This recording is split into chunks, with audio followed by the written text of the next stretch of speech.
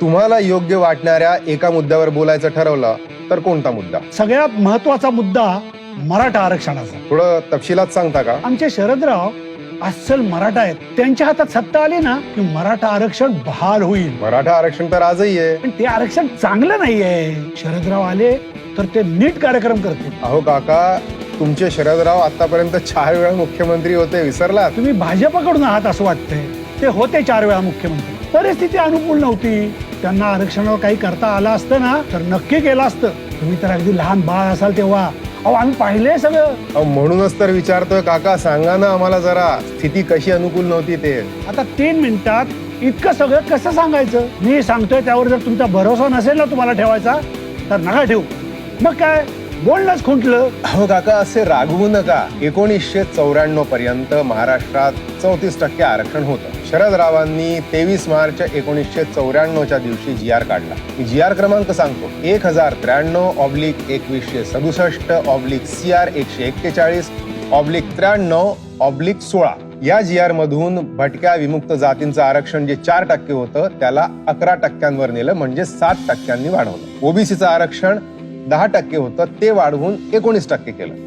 शरदरावांना तेव्हा ओबीसीत मराठ्यांना जोडता आलं असतं, पण त्यांनी ते केलं नाही आणि तब्बल 16% आरक्षण वाढवून 50%ची कमाल मर्यादा गाठली. आणि त्यामुळे राज्यात इतर कुठल्याही जाती जमातींना आरक्षणाचे दरवाजेच बंद झाले. आता शरदरावांच्या अनुकूल स्थिती नव्हती तर हे इतकं सगळं कसं जमलं त्यांना?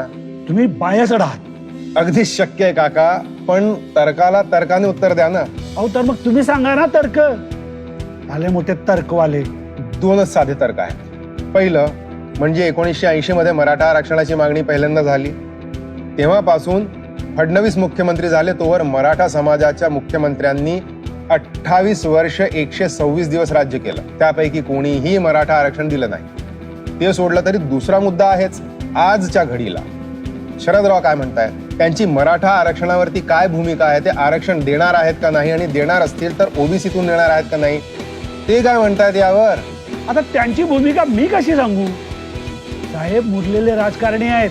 त्यांच्या मनात जे असतं ना ते कोणालाच कळत नाही कधी. त्यांची राजकीय कारकीर्द बघता मला हे पूर्णपणे मान्य आहे. पण ते कधी म्हणतात मराठ्यांना कायद्याने आरक्षण शक्यच नाही, तर कधी जाती न्याय आरक्षण नको असंही ते म्हणतात. आणि कधी तर म्हणतात की आरक्षण बास झालं.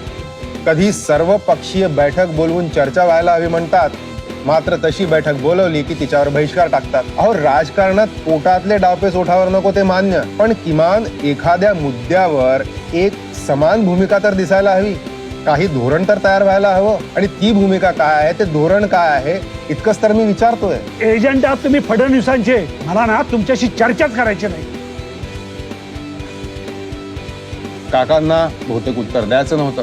शरदरावांची आणि त्यांच्याच सोबत इतरही सत्ताधारी किंवा प्रतिपक्षातल्या कुठल्याही पक्षाची आजच्या घडीला मराठा आरक्षणाबाबत भूमिका आणि धोरण काय आहे याची स्पष्ट उत्तरं तुमच्याकडे असतील तर तुम्ही नक्कीच तुमच्या आवडीच्या उमेदवाराला मत द्या. मात्र तसं नसेल तर विचार करा की मराठा आरक्षण 2 वेळा कोणी दिलंय. जय महाराष्ट्र.